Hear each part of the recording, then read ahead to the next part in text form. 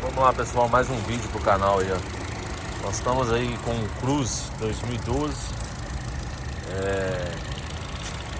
A gente reclama, né, de uma falha, de um barulho, principalmente na parte da manhã, quando o carro tá frio.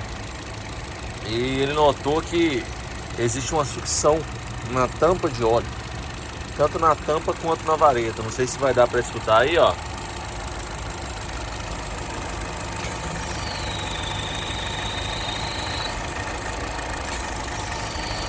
Ele relatou para mim que já levou o carro em alguns mecânicos e eles passaram para ele que pode ser um barulho na parte de baixo do motor, nos casquilhos, porque dá um assovio, dá um barulho muito estranho, ou pode ser um desgaste na turbina. A gente que já trabalha com essa linha de carros da Volkswagen pega muito esse defeito no Passat alemão, no Jetta, e não foi diferente aqui. Esse carro ele tem um defeito na tampa de válvulas, aqui na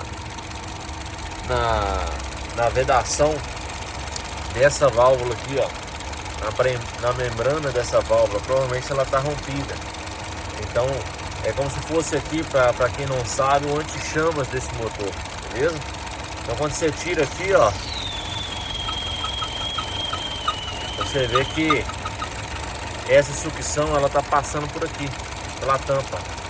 E aqui não pode ter essa devolução ou aspiração de óleo por esse furo, beleza?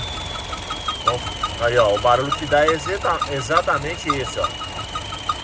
Então, se você estiver sofrendo aí com o Cruze dando o mesmo problema, já fica a dica aí, é fazer a substituição dessa tampa, ok? Esse carro aqui não troca essa membrana de forma separada. Um abraço, pessoal.